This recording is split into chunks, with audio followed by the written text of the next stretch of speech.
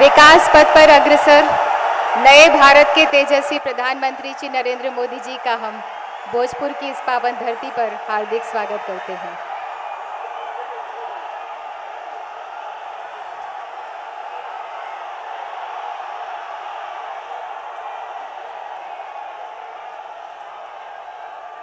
देश के विकास की, बिहार के विकास की कामना करने वाले, विकास करके दिखाने वाले माननीय प्रधानमंत्री, नए भारत के तेजस्वी प्रधानमंत्री माननीय श्री नरेंद्र मोदी जी का हम हार्दिक स्वागत करते हैं भोजपुर की इस पावन धरा पर। हम स्वागत करते हैं माननीय राज्यपाल, माननीय राज्यपाल महोदय बिहार श्री रामनाथ कोविंद, माननीय मंत्रीगण और मंच पर विराजमान सभी गणमान्य अतिथिगण का हम हार्दिक स्वागत करते हैं।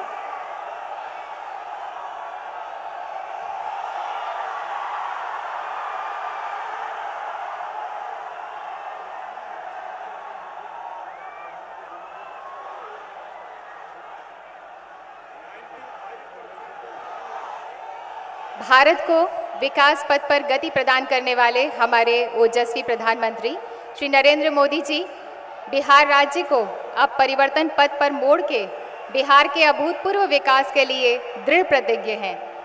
आज फिर माननीय प्रधानमंत्री जी बिहार विकास को नए पंख देने वाले हैं ताकि बिहार भूमि, इस वीर भूमि के वासियों को, उनकी जिंदगी को एक नई उड़ान मिल सके। कहते हैं मेघ और मेहमान बड़े भाग से पधारते हैं। अतिथि देवो भव परंपरा को निभाते हुए अब हम माननीय केंद्रीय सड़क परिवहन, राजमार्ग एवं जहाजरानी मंत्री श्री नितिन गडकरी से आग्रह करते हैं कि कृपया माननीय प्रधानमंत्री जी का अभिनंदन उन्हें भागलपुरी सिल्क अंगवस्त्र भेंट करके करें। माननीय, बिहार की धरती के कारीगरों के हाथों का जादू है ये। भागलपुरी सिल्क अंगवस्त्र। अब माननीय राज्यपाल महोदय श्री रामनाथ कोविंद को भागलपुरी सिल्क अंगवस्त्र भेंट करने के लिए मेरा निवेदन है। माननीय केंद्रीय कौशल विकास एवं उद्यमशीलता राज्य मंत्री स्वतंत्र प्रभार श्री राजीव प्रताप रूडी से।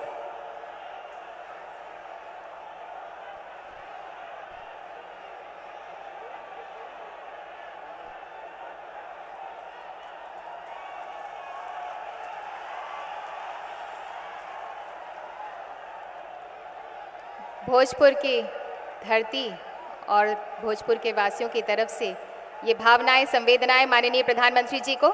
अब मेरा अनुरोध है माननीय केंद्रीय सड़क, राजमार्ग एवं जहाजरानी मंत्री श्री नितिन गडकरी से कि कृपया स्वागत भाषण दें। माननीय श्री नितिन गडकरी जी से हमारा अनुरोध है कि कृपया स्वागत भाषण दें।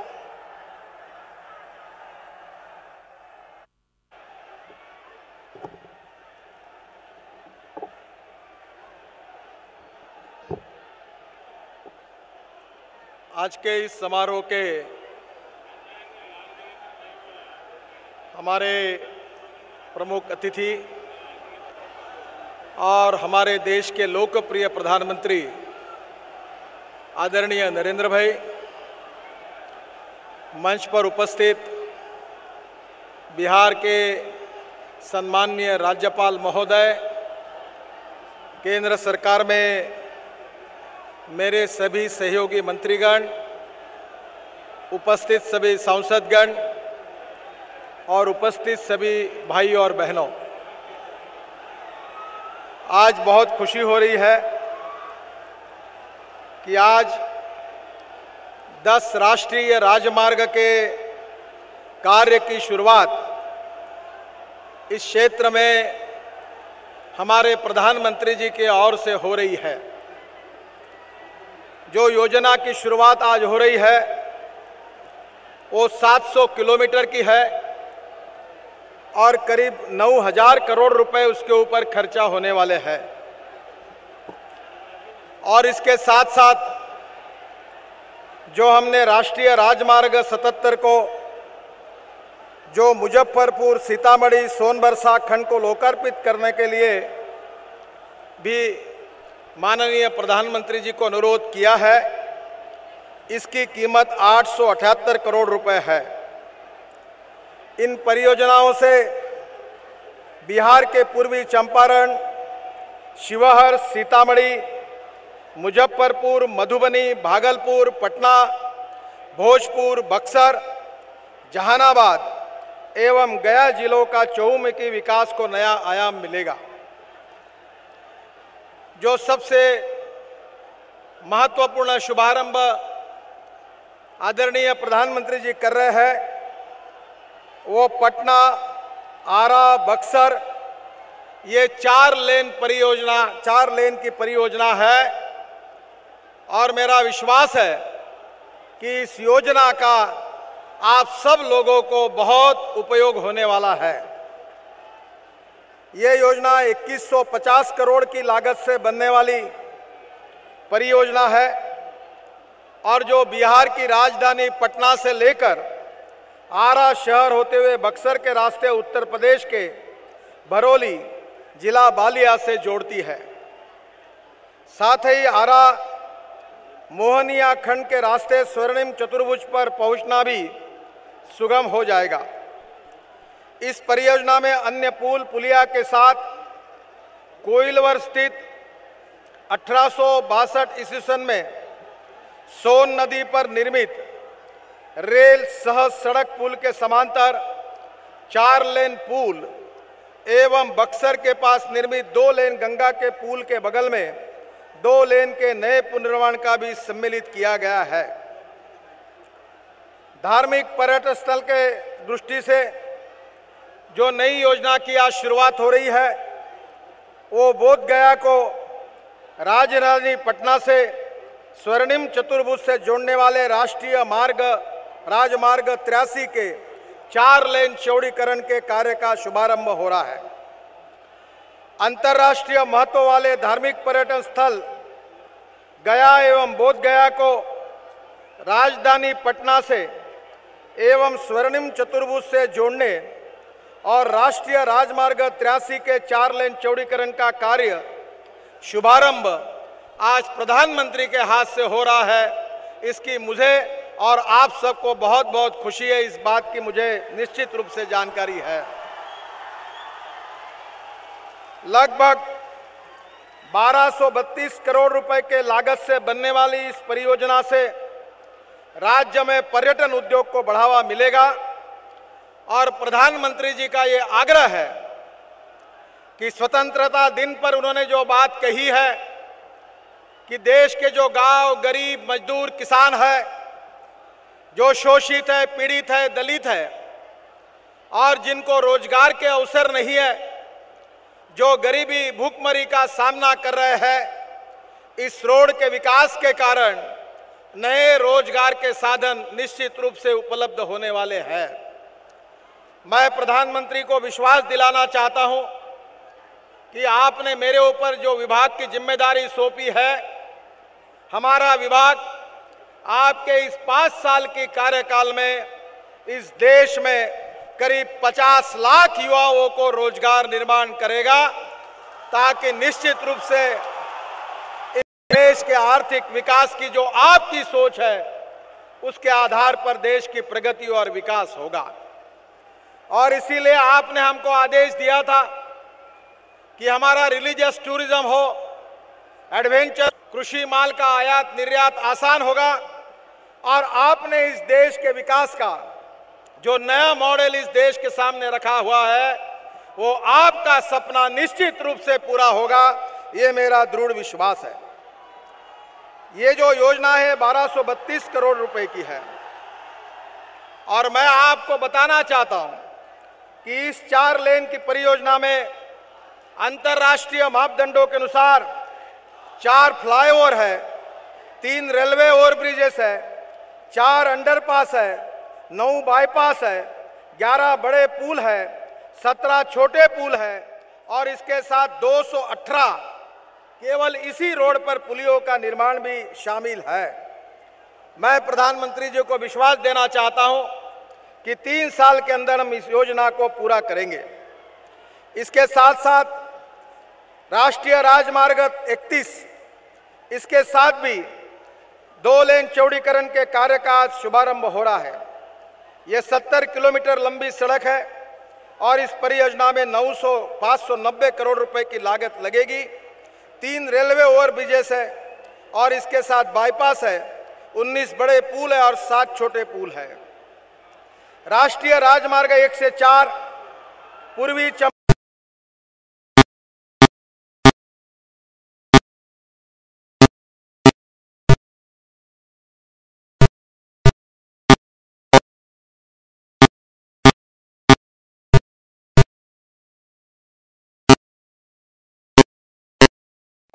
राजमार्ग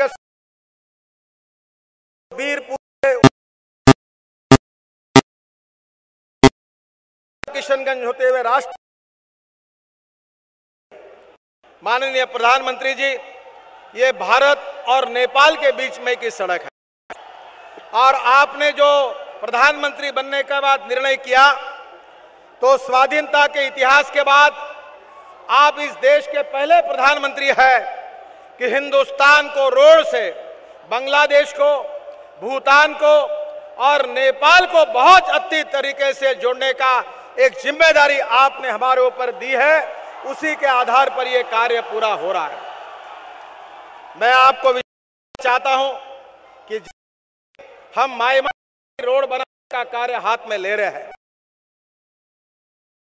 आपके मार्गदर्शन में आप जब बांग्लादेश गए थे तो आपने ब्रह्मपुत्रा में इनलैंड वाटरवेज को भी खुला करने का निर्णय किया। उसका भी हमने के लोग झारखंड से डायरेक्ट बांग्लादेश के किसी भी जिले तक जा सकेंगे, पानी पर भी जा सकेंगे और रोड पर भी जा सकेंगे। ये आपका सपना आने वाले 1 साल के अंदर पूरा होगा, ऐसा मुझे पूरा विश्वास है। भागलपुर शहर के लिए बाईपास निर्माण की परियोजना अनेक दिनों से मांग थी। आज इसका शुभारंभ आपके हाथ से हो रहा है, इसकी मुझे बहुत खुशी है। इसकी 230 करोड़ रुपए कीमत है। उसके बाद मुजफ्फरपुर, सीतामढ़ी, सोनबरसा, ये नवनिर्मित राष्ट्रीय मार्ग 77 आज आपके द्वारा राष्ट्र को हो रहा है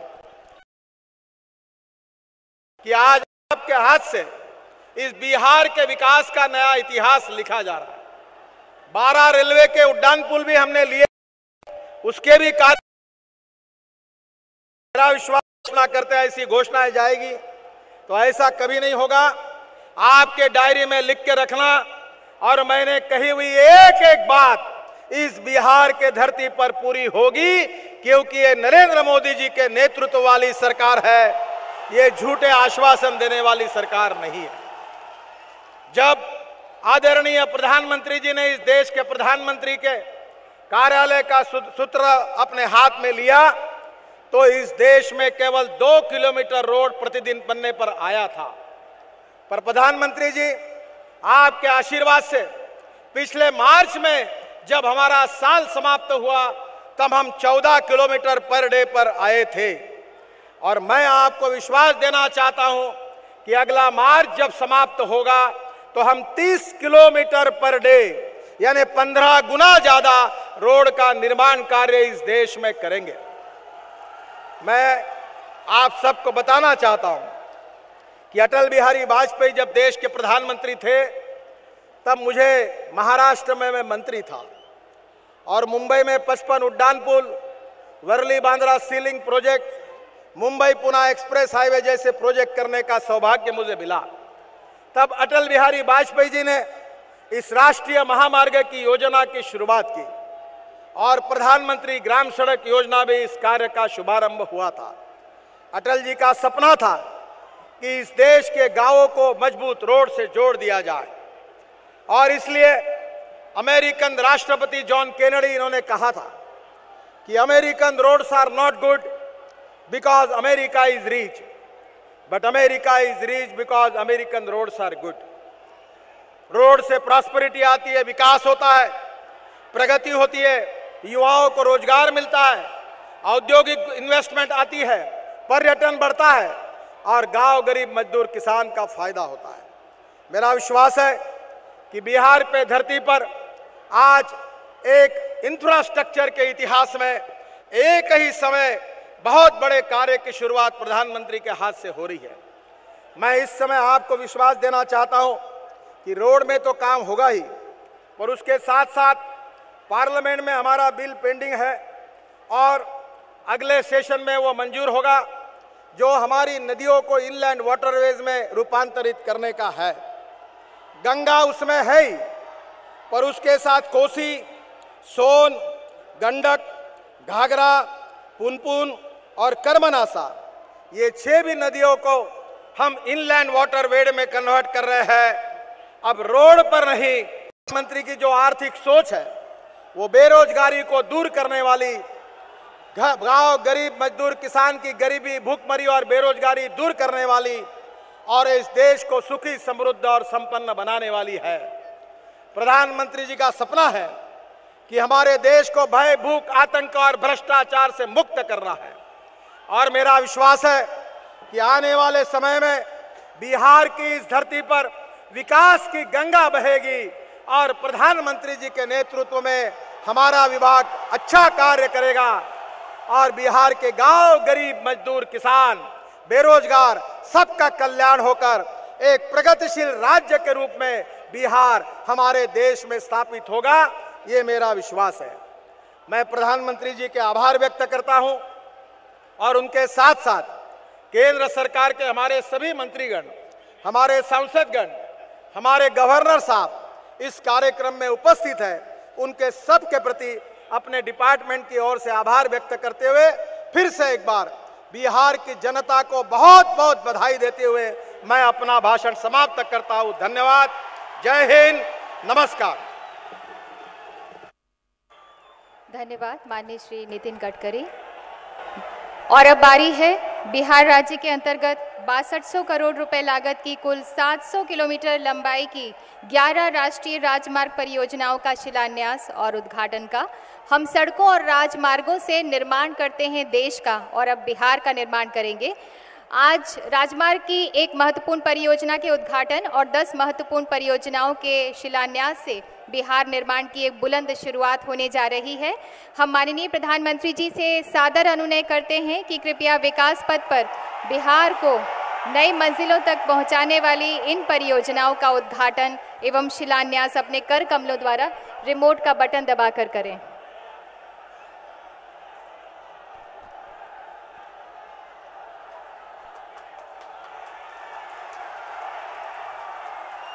जी हाँ, बिहार की दिशा और दशा बदलने वाली ये नई शुरुआतें, ये नई सौगातें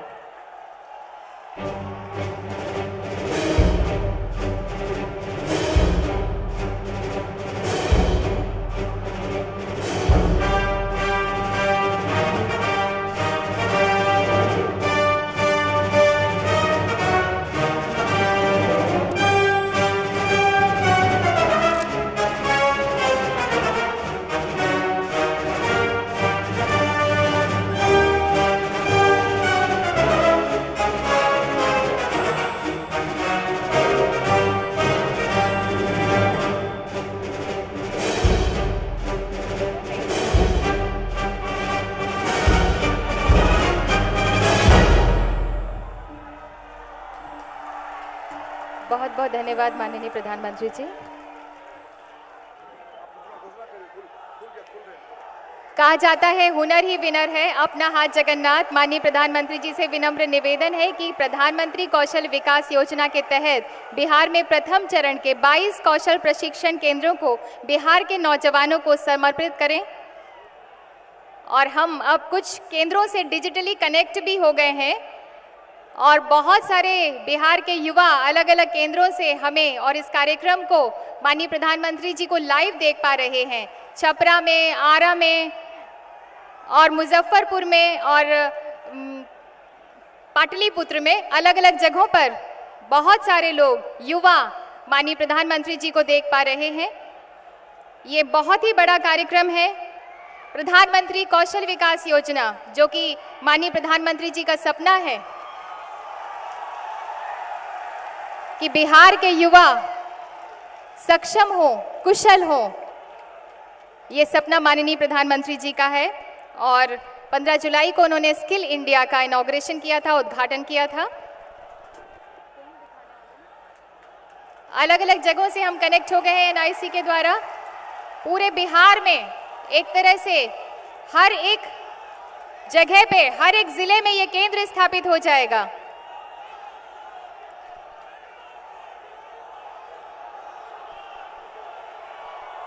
बहुत बहुत धन्यवाद माननीय प्रधानमंत्री जी। धीरे धीरे पूरे बिहार में ये केंद्र स्थापित हो जाएंगे। माननीय प्रधानमंत्री जी का मानना है कि युवाओं को सक्षम करना है, उन्हें रोजगार दिलाना है, उन्हें आत्मनिर्भर बनाना है।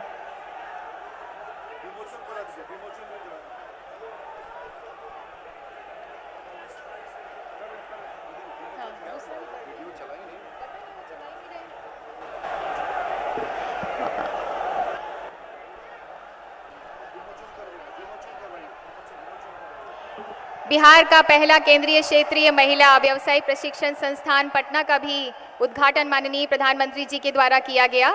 अब महिलाओं को सक्षम, सशक्त, स्वावलंबी और स्वाभिमानी बनाएंगे ये केंद्र। माननीय प्रधानमंत्री जी, आपसे ही हमारी विनती है कि कृपया बिहार में कौशल विकास पुस्तिका का विमोचन अपने कर कमलों द्वारा करें।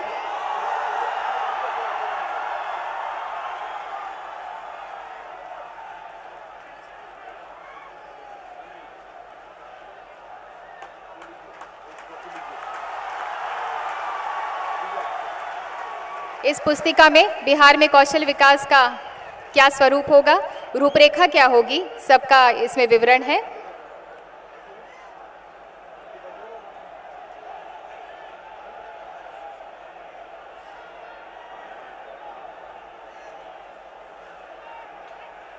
अब युवा भी होंगे सक्षम, महिलाएं भी होंगी सक्षम। भारत की विकास गंगा बिहार की विकास की धाराओं से मिलकर बिहार को प्रफुल्लित करेगी, पोषित करेगी, प्रसन्नता से भर देगी, समृद्ध करेगी। बहुत बहुत धन्यवाद माननीय प्रधानमंत्री जी। देश में प्राचीन काल से शिक्षा के लिए प्रसिद्ध कौन सा राज्य है? जी, अपना बिहार। देश में आज सबसे ज्यादा युवाओं की तादाद कौन से राज्य में है? जी, अपने बिहार में। इसका मतलब देश में सबसे ज्यादा तेजी से आगे बढ़ने की शक्ति कौन से राज्य के पास है? जी, अपने बिहार के पास है। तो क्यों ना बिहार की इस शक्ति को बिहार के विकास के साथ जोड़ दिया जाए, ताकि युवाओं को मिले काम और सम्मान और बिहार को मिले विकास ही विकास। तो आइए बिहार के युवा धन को करते हैं सशक्त और स्किल। प्रधानमंत्री कौशल विकास योजना के जरिए सफलता का पहनेगा हाथ इस बार अपना बिहार। स्किल, ये 2.5 अक्षर बदलाव के अब पढ़ेंगे बिहार के युवा भी। स्किल से सीधा एम्प्लॉयमेंट, ये सीढ़ियां चढ़ेंगे अब बिहार के युवा भी। आइए शुरू करते हैं बिहार का अब तक का सबसे बड़ा कौशल मिशन 40 स्किल सेंटर्स के साथ। 2 चरणों में होगा इस महत्वाकांक्षी अभिगम का अमल।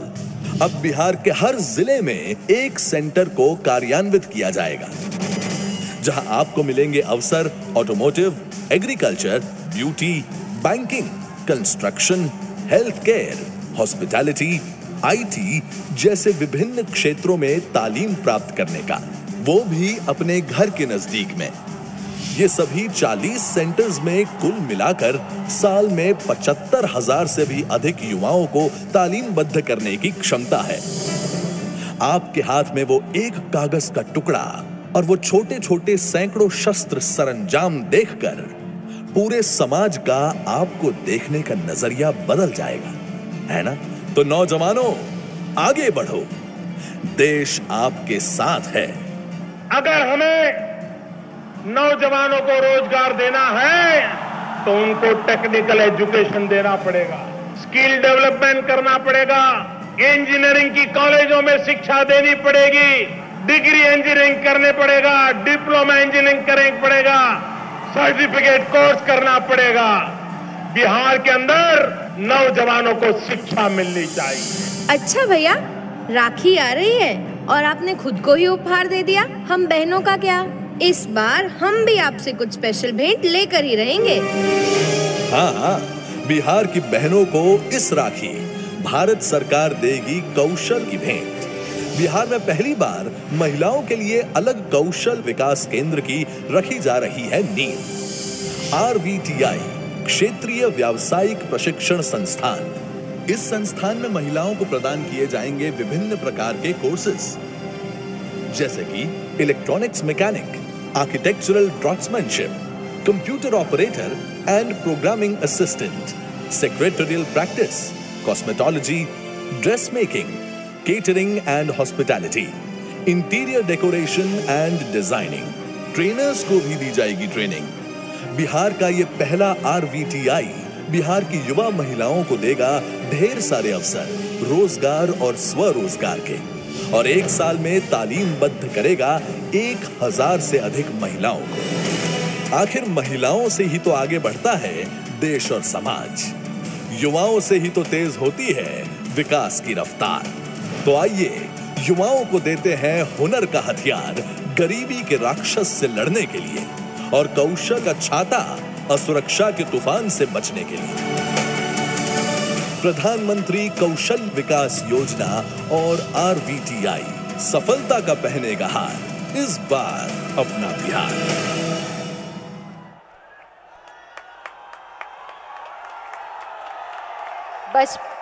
बचपन से हम सब सुनते आ रहे हैं कि पारस को छूकर हर वस्तु सोना हो जाती है। माननीय प्रधानमंत्री श्री नरेंद्र मोदी जी के रूप में इस देश को एक पारस मिल गया है।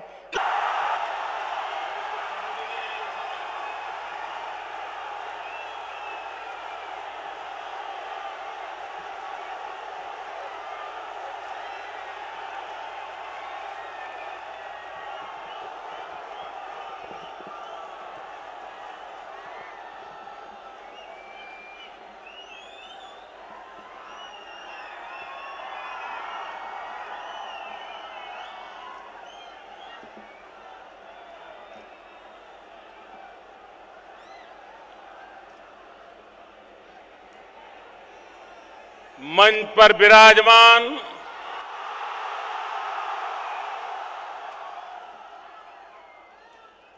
बिहार प्रदेश के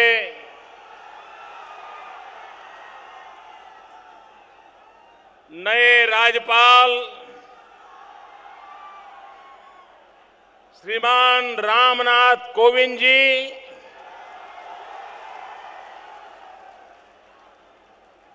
राज्यपाल पद पर धारण करने के बाद आदरणीय रामनाथ जी का पटना के बाहर यह पहला सार्वजनिक कार्यक्रम आरा में हो रहा है।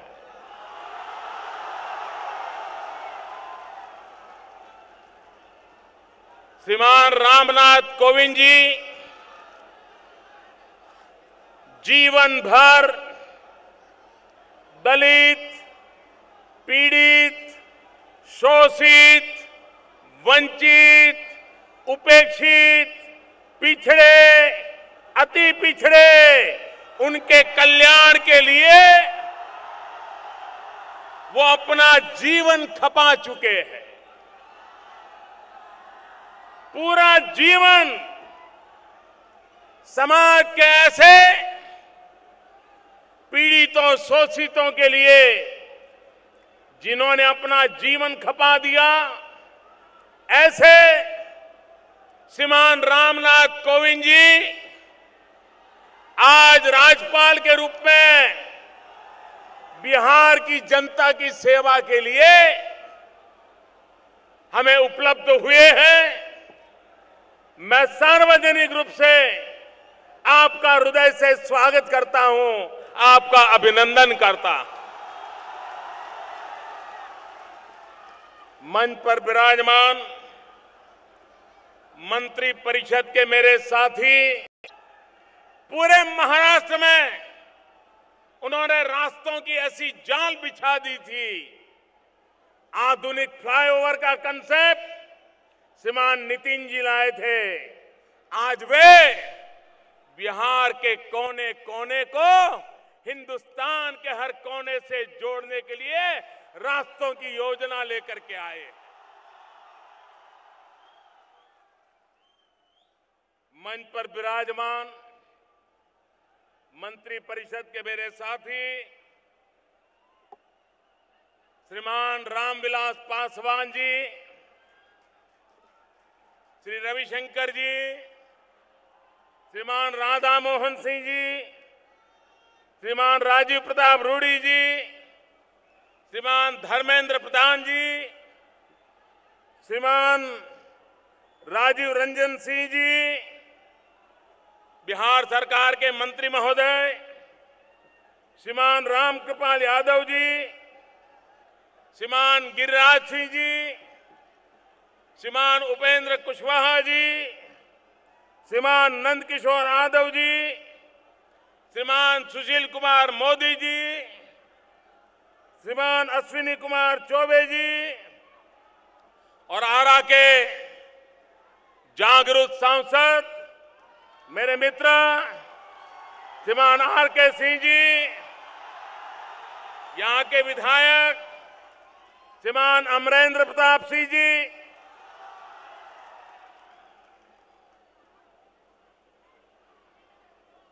रौरा, सब लोग के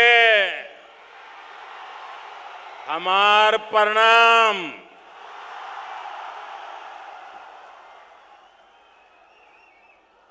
लोकसभा चुनाव के बाद हम भोजपुर आयल बानी।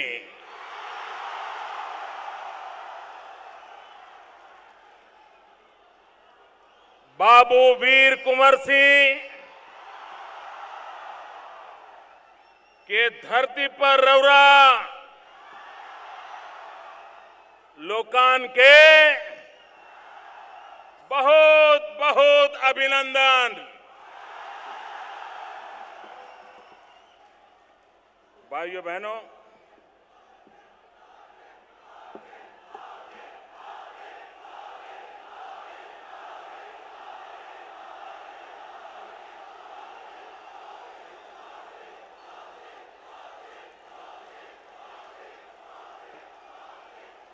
आज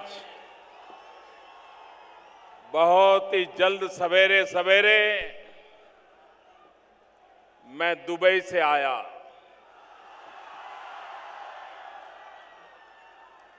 और अब आपके पास पहुंच गया। मेरे जो कार्यक्रम बनाते हैं वो मुझे समझा रहे थे कि साहब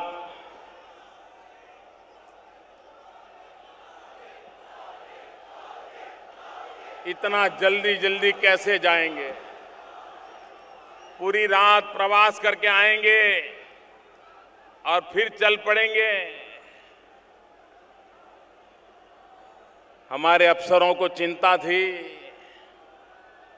लेकिन आपने पुकारा, हम चले आए।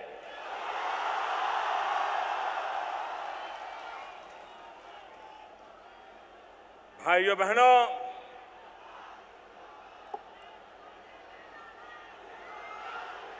ये सरकार का कार्यक्रम है और अनेक महत्वपूर्ण योजनाओं का आज शिलान्यास हो रहा है। अनेक योजनाओं का लोकार्पण हो रहा है। भाइयों बहनों,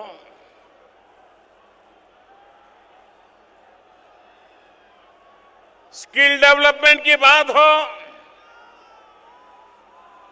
महिलाओं के लिए प्रशिक्षण केंद्र की चर्चा हो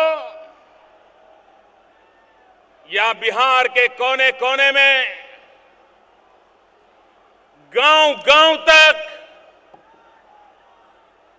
रास्तों की जाल बिठाने का काम हो,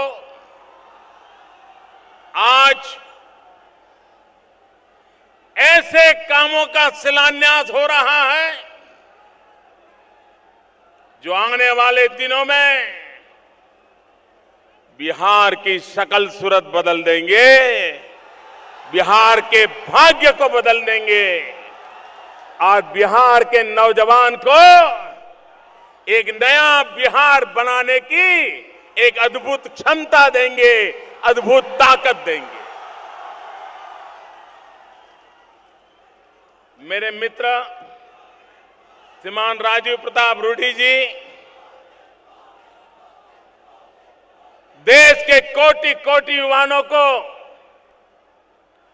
हुनर सिखाने का बीड़ा उठा करके चल पड़े। मैं आज उनको अभिनंदन करता हूं कि उन्होंने पूरे देश का तो एक खाका बनाया ही है, लेकिन आज उन्होंने बिहार में जो इतनी बड़ी तादाद में नौजवान है, उनको हुनर कैसे सिखाया जाए, स्किल डेवलपमेंट कैसे किया जाए, रोजी रोटी के लिए सक्षम कैसे बनाया जाए, इसका पूरा खाका एक किताब बना करके आपके सामने प्रस्तुत कर दिया है। भाइयों बहनों, आने वाले दिनों में स्किल डेवलपमेंट किस प्रकार से देश का भाग्य बदलने वाला है। और दिल्ली में जो सरकार है ना, वो टुकड़ों में नहीं सोचती है।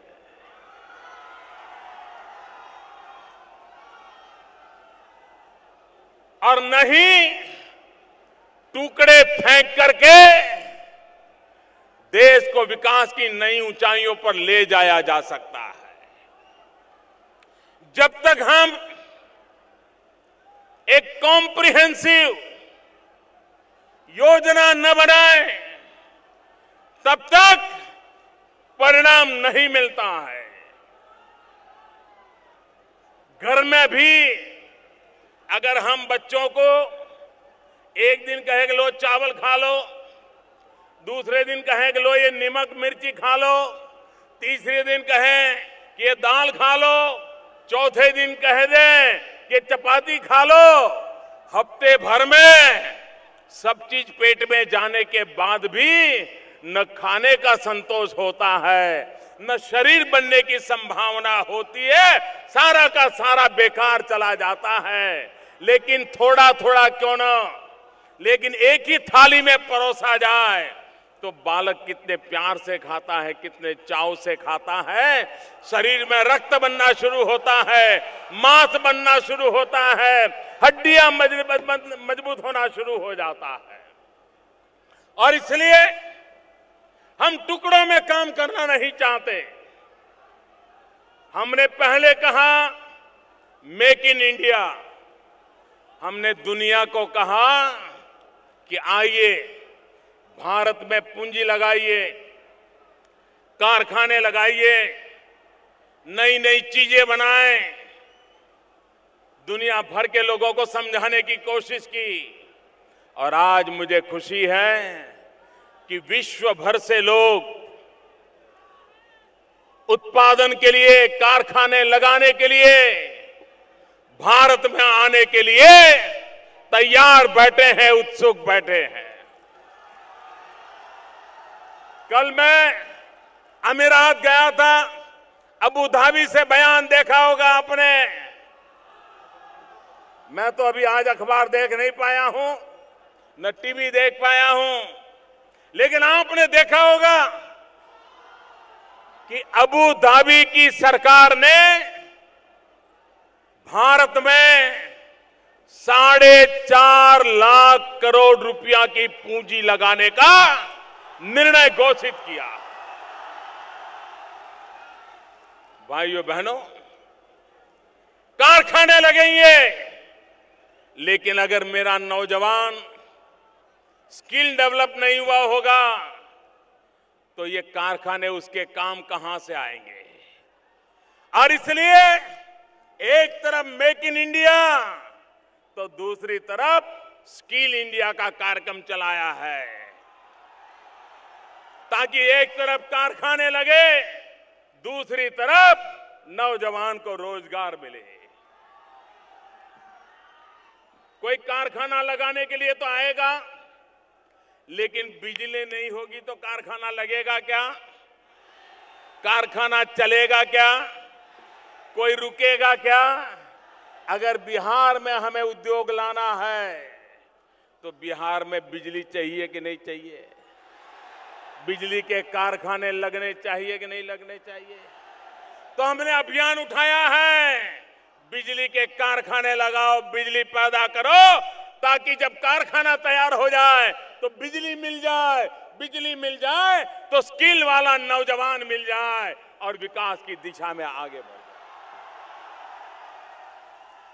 भाइयों बहनों, अभी 15 अगस्त को लाल किले की प्राची से हमने कहा था, startup India, stand up India. अभी हमारे देश में ये शब्द ऊपर की सतह पर ही उपयोगी परिचित है, नीचे तक परिचित नहीं है। भाइयों बहनों, हमारे हर गांव में 5-10 तो ऐसे नौजवान होते हैं कि जो कुछ कर दिखाने का माजा रखते हैं, करने की ताकत रखते हैं, लेकिन उनको अवसर नहीं मिलता है। वो भी सोचते हैं कि मैं भी एक छोटा कारखाना क्यों ना लगाऊं, मैं भी छोटी फैक्ट्री क्यों ना लगाऊं। भले मेरी फैक्ट्री में 10 लोग, 15 लोग, 50 लोग काम नहीं करते होंगे, 2 लोगों को लगाऊंगा, लेकिन मैं काम शुरू करना चाहता हूं। इसे स्टार्टअप कहते हैं। हर एक व्यक्ति 2-4 लोगों को रोजगार दे सकता है, नई चीजों का निर्माण कर सकता है और अपने इलाके की उपयोगिता को पूरी कर सकता है। हमने आने वाले दिनों में स्टार्टअप के लिए एक बड़ी योजना पूरे देश में लगाने का निर्णय किया है। लेकिन मैंने पूरे देश में आर्थिक मदद करने वाली बैंकों, फाइनेंशियल इंस्टीट्यूट, हिंदुस्तान के नौजवानों को स्टार्टअप के लिए मदद करें, ये तो कहा ही है। लेकिन साथ साथ मैंने एक विशेष बात कही है कि आप हर बैंक में से 50 नौजवानों को दे, 100 नौजवान को दे, 25 नौजवान को दे, जो भी कर सकते हैं करें। लेकिन हर बैंक कम से कम अपनी एक बैंक के पैसों से एक दलित पीड़ित को स्टार्टअप के लिए पैसे दें, उसको उद्योगकार बनाएं। और एक मेरा दलित मां का बेटा, एक मेरा आदिवासी मां का बेटा अगर छोटा सा भी एक कारखाना लगा देता है, 1-2 लोगों को रोजगार देता है, तो मेरे पिछड़े हुए भाइयों को फिर कभी भी किसी की सूरत देखने के लिए जाना नहीं पड़ेगा। और इसलिए भाइयों बहनों, सिर्फ स्किल डेवलपमेंट नहीं, एक संपूर्ण चक्र उसको लेकर के हम काम कर रहे हैं। आपने देखा होगा, आजादी के 60 साल से भी अधिक समय हो गया, 70 साल पर आने पर के हम दरवाजे पर दस्तक देने वाले हैं। हमने कृषि विकास, ज्यादा अन्न कैसे पैदा हो, ज्यादा अन्न कैसे उपजाऊ करें, इस विषय की तो चर्चा बहुत की, लेकिन मेरे किसान का हाल क्या है, इस पर तो कभी सोचा नहीं। कृषि की तो चिंता की, किसान छूट गया। मुझे बताइए भाइयों बहनों, किसान का कल्याण किए बिना कृषि का कल्याण हो सकता है? कृषि के कल्याण के बिना किसान का कल्याण हो सकता है? दोनों का होना चाहिए कि नहीं होना चाहिए? आजादी के इतने सालों के बाद पहली बार हमारी सरकार ने फैसला किया है और यही बिहार की धरती के सपूत श्रीमान राधा मोहन सिंह जी के नेतृत्व में हम एक नया अभियान आरंभ करने जा रहे हैं, जिसमें कृषि का तो कल्याण हो, किसान का भी कल्याण हो। और इसलिए कृषि और किसान कल्याण इस रूप से अब नया विभाग काम करेगा। मैं मानता हूं देश भर के किसानों के लिए आजादी के बाद इतनी उत्तम खबर इसके पहले कभी नहीं आई है। भाइयों बहनों, मैं पिछले दिनों बिहार आया था और मैंने कहा था कि बिहार की गिनती बीमारू राज्य में होती है, उसको हमने बाहर निकालना है। तो यहां के हमारे मुख्यमंत्री जी बहुत नाराज हो गए।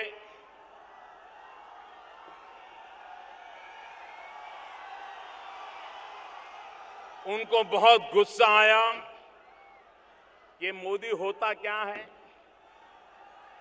जो बिहार को बीमारू राज्य कहें, और उन्होंने डंके की चोट पर कहा कि अब बिहार बीमारू राज्य नहीं है।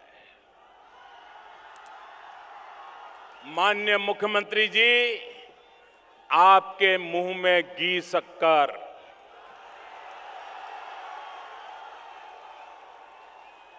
मैं आपकी इस बात को स्वीकार करता हूं, और अगर बिहार बीमारू से बाहर आ गया है तो सबसे ज्यादा खुशी मुझे होगी, पूरे हिंदुस्तान को होगी।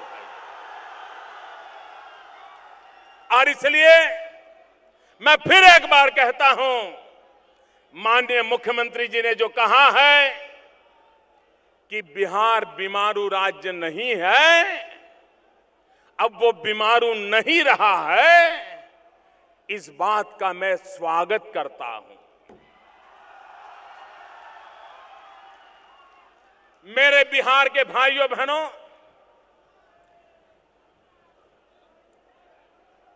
जिसको शार्प इंटेलेक्ट कहें, तेजस्विता कहें, जितनी शायद बिहार के लोगों में है और जगह पे उसको खोजना पड़ता है। परमात्मा ने आपको यह ताकत दी है। आप विचक्षण हैं, तभी तो चाणक्य यहां पैदा हुए थे। आप तेजस्वी हैं। भाइयों बहनों, मैं आपसे पूछना चाहता हूं, जिसने पेट भर खाना खाया हो, हर प्रकार की मिठाई मिल गई हो, हर प्रकार की चीजें मिल गई हो, पसंद का हर खाना मिल गया हो, पेट भरा हो, तो कोई खाना मांगने के लिए जाएगा क्या? जरा बताइए ना, कोई जाएगा क्या? अगर आपका पेट भरा है तो खाना मांगेंगे क्या?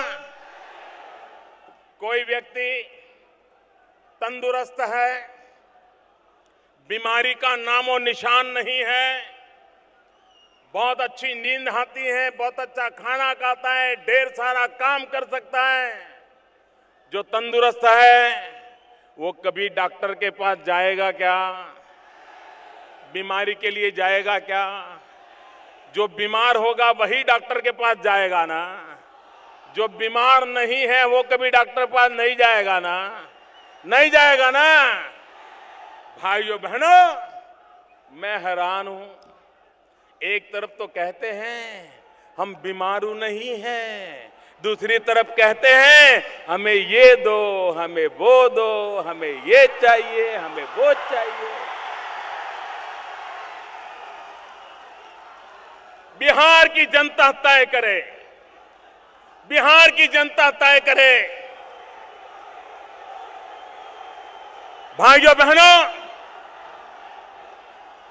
मैं पहले दिन से कह रहा हूं,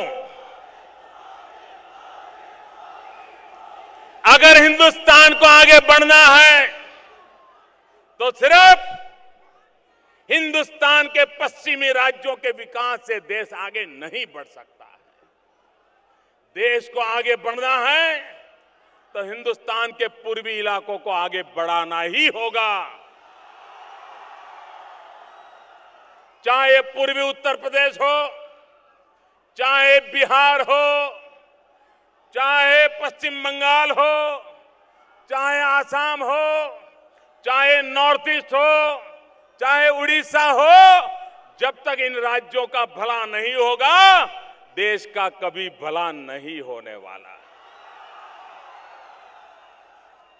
भाइयों बहनों, अब तक बिहार को 2 पैकेज मिल चुके हैं। जब बिहार और झारखंड अलग हुए, तब अटल बिहारी वाजपेयी जी ने उस विभाजन के कारण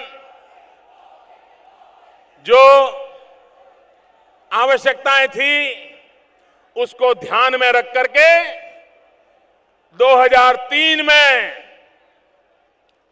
10,000 करोड़ रुपयों का पैकेज दिया था।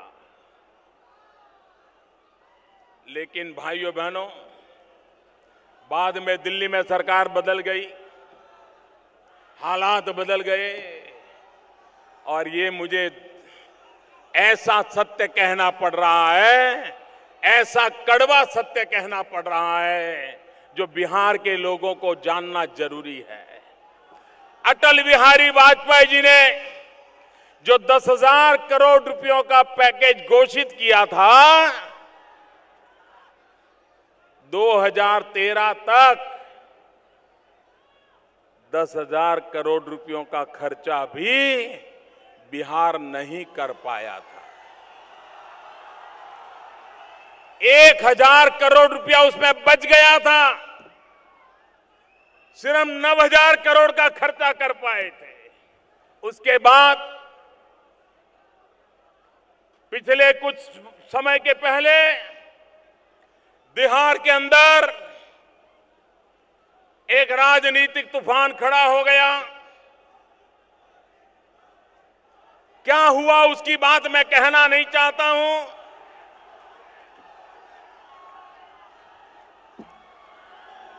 उस समय के यहां के मुख्यमंत्री इस राजनीतिक तूफान के बाद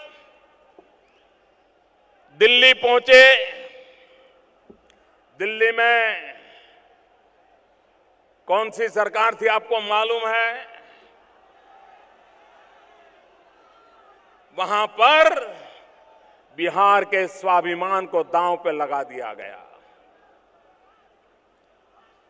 राजनीतिक आश्रय के लेने के लिए बिहार के स्वाभिमान को छोड़ करके दिल्ली दरबार में गए, गिड़गिड़ाए, इज्जत के खातिर कुछ दे दो भैया दे दो। दिल्ली सरकार ने उस समय बिहार के साथ क्या किया वो मैं बताना चाहता हूं मेरे भाइयों बहनों। बिहार का स्वाभिमान क्या होता है, बिहार का आत्मसम्मान क्या होता है, बिहार का गौरव क्या होता है। भाइयों बहनों, दिल्ली सरकार ने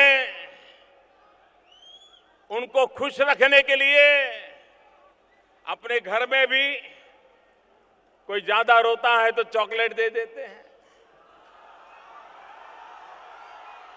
बिस्किट दे देते हैं, और वो भी जाकर के कह देता नहीं मुझे चॉकलेट मिल गया, मुझे चॉकलेट मिल गया।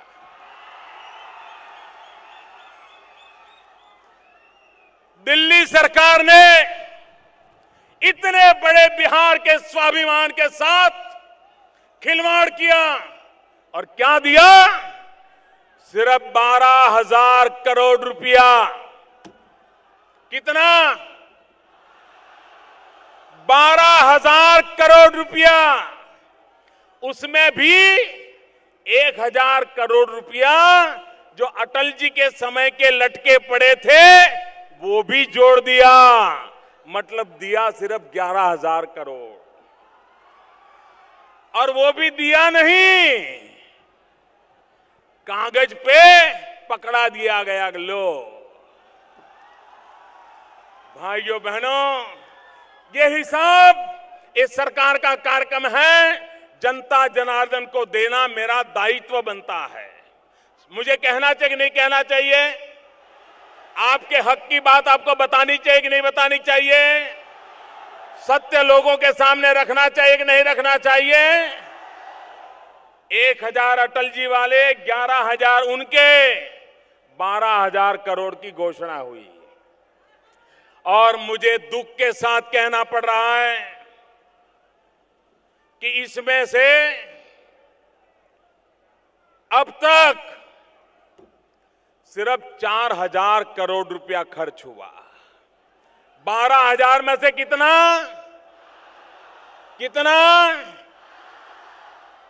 भाइयों बहनों, ये 4,000 में भी 2013 में, 2014 में मामूली खर्चा हुआ।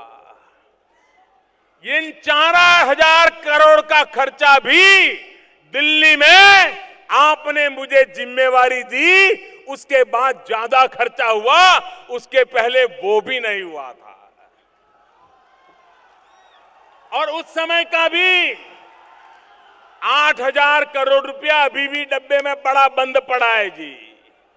मुझे बताइए, ये ऐसी कैसी सरकार है? 8,000 करोड़ रुपया अभी भी खर्च नहीं कर पाई है। और इसलिए भाइयों बहनों, अब तक 2 पैकेज मिले, एक 10,000 करोड़ का, एक 12,000 करोड़ का, और उसको भी खर्च नहीं कर पाए हैं। लेकिन आज मैं आपको मेरा वादा निभाने आया हूं।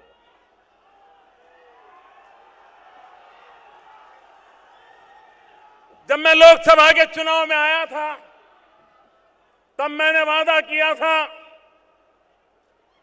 कि बिहार को 50,000 करोड़ रुपए का पैकेज दिया जाएगा।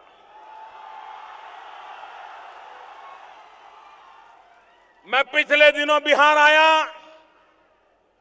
लेकिन मैं अपनी बात बता नहीं पाया था क्योंकि पार्लियामेंट चल रही थी। संसद की एक गरिमा होती है, हर सरकार के लिए संसद की गरिमा को बरकरार रखना उसका दायित्व होता है। और मैंने अपनी वो संवैधानिक जिम्मेवारी निभाते हुए चुप रहना पसंद किया था। आया, कुछ बताए बिना चला गया। इसके लिए भी मेरे बाल नोच लिए गए, मेरे बाल नोच लिए गए। यहां तक कह दिया कि ये कारण झूठा है, ये जनता की आंख में धूल झोंकने वाली बात है। भाइयों बहनों, अभी तो 4 दिन पहले संसद का सत्र समाप्त हुआ है और आज मैं आरा की धरती से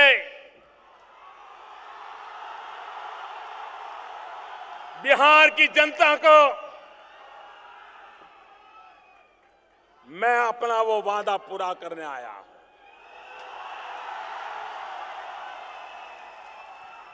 भाइयों बहनों, जब मैंने जिम्मेवारी ली थी उसके पहले मैं चुनाव में आया था।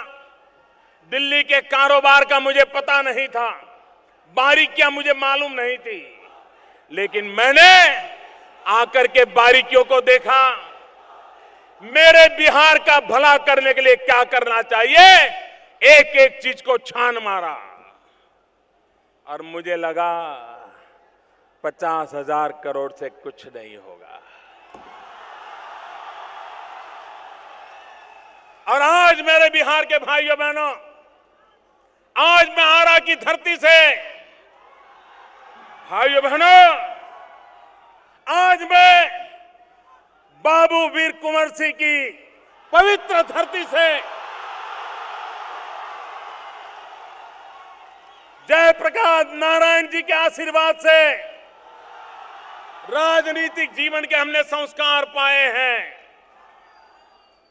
उस परिप्रेक्ष्य में जब आप में खड़ा हूं, तब मैं आज बिहार के पैकेज की घोषणा यहीं से करना चाहता हूं। करो 50,000 करूं कि ज्यादा करो, 60,000 करूं कि ज्यादा करो, 70,000 करूं कि ज्यादा करो, 75,000 करूं कि ज्यादा करो, 80,000 करूं कि ज्यादा करो, 90,000 करूं कि ज्यादा करो। मेरे भाइयों बहनों, मैं आज वादा करता हूं, दिल्ली सरकार कान बराबर ठीक रख के सुन लीजिए, दिल्ली सरकार 1.25 लाख करोड़ रुपए का पैकेज देगी। 1.25 लाख करोड़ रुपया बिहार का भाग्य बदलने के लिए। 1.25 लाख करोड़ रुपया मेरे भाइयों बहनों। मैं आपका मिजाज देख रहा हूं, हर कोई खड़ा हो गया है। आप मुझे आशीर्वाद दीजिए, आप मुझे आशीर्वाद दीजिए मेरे भाइयों बहनों। 1.25 लाख करोड़ रुपया बिहार का भाग्य बदलने के लिए। भाइयों बहनों, बात यहीं पर रुकेगी नहीं।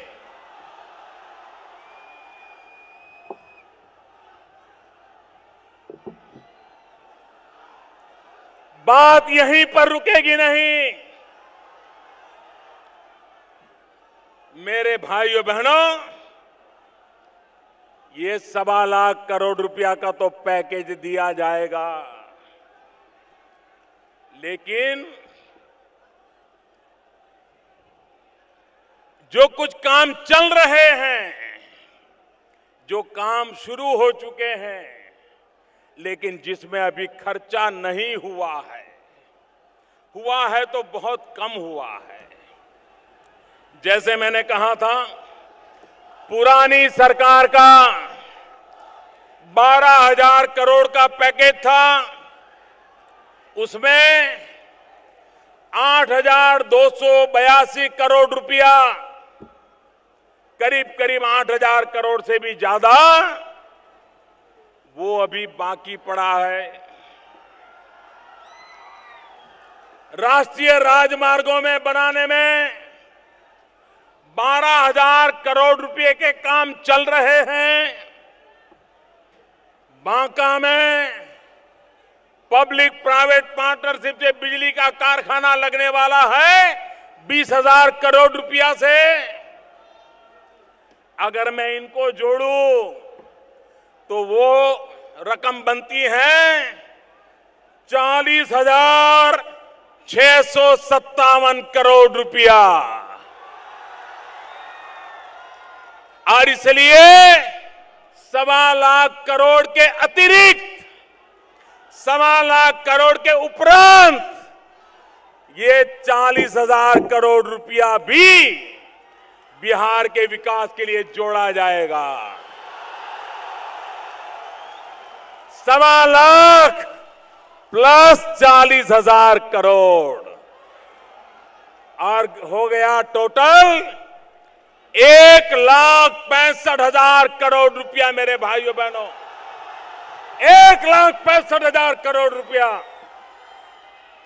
अब मुझे बताइए, न दिल्ली की सरकार पहले थी, उनमें धरती पर काम करने की ताकत थी, न बिहार को मिला पैसा उपयोग कर पाए।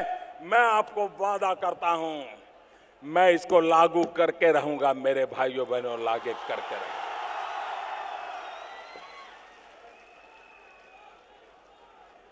भाइयों बहनों, हमारे देश को अगर समस्याओं से मुक्त करना है तो विकास के रास्ते से ही किया जा सकता है। नौजवान को रोजगार देना है तो विकास से ही मिलेगा। किसान का भला करना है तो विकास से होगा। गांव का भला करना है विकास से होगा। हमारे देश से गरीबी से मुक्ति करनी है तो विकास से ही होगा। और इसलिए मेरे भाइयों बहनों, विकास के लिए बिहार को एक नई ताकत मिले, बिहार विकास की नई ऊंचाइयों को पार करे, पूर्वी हिंदुस्तान को आगे बढ़ाने में बिहार एक अहम भूमिका निभाए, इसलिए पुरानों में से 40,000 करोड़ और नए में से 1.25 लाख करोड़, 1,65,000 करोड़ रुपया आज आपके चरणों में घोषित करते हुए मुझे आनंद होता है। बहुत बहुत धन्यवाद। पूरी मुट्ठी से बंद करके बोलिए, भारत माता की। आज तो ताकत जोरों में होनी चाहिए कि नहीं होनी चाहिए? भारत माता की, भारत माता की, भारत माता की। बहुत बहुत धन्यवाद।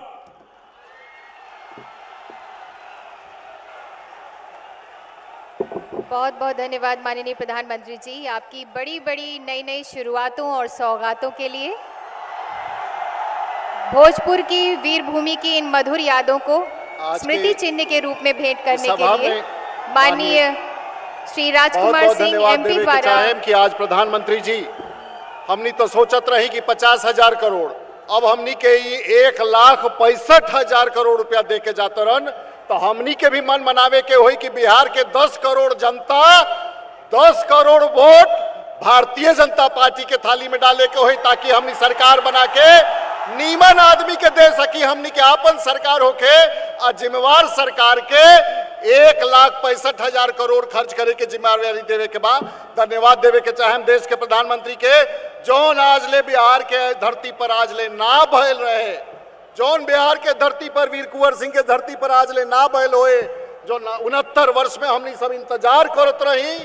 आज बिहार के प्रधानमंत्री जी उतना पैसा देते रहन जोतना से गांव गांव, घर घर, लइका लइका हर घर में रोजगार पहुंच सके, रोड पहुंच सके, बिजली पहुंच सके, पानी हो सके, खेती हो सके।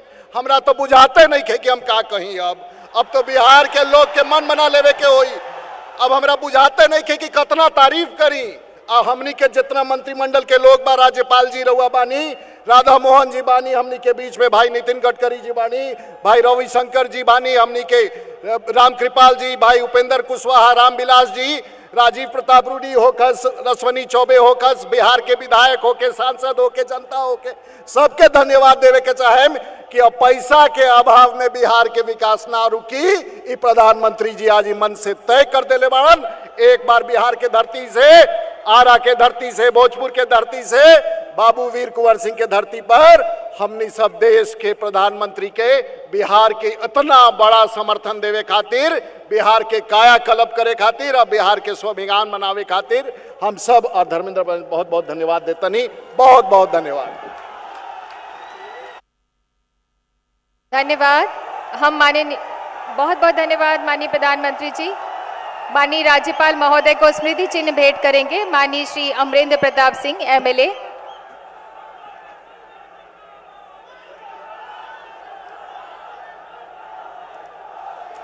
बहुत बहुत धन्यवाद। धन्य धन्य ये वीर भूमि, भोजपुर की पावन धरा। भारत के तेजस्वी प्रधानमंत्री यहाँ पर पधारे। कोटि कोटि धन्यवाद माननीय। विकास की ओर बढ़ते हुए बिहार के ये कदम अब नहीं रुकेंगे। कदम कदम पे चट्टानें खड़ी रहे, लेकिन जो चल निकले हैं दरिया तो फिर नहीं रुकते। हवाएं कितना भी टकराएं, आंधियां बनकर, मगर गधाओं के परचम कभी नहीं झुकते।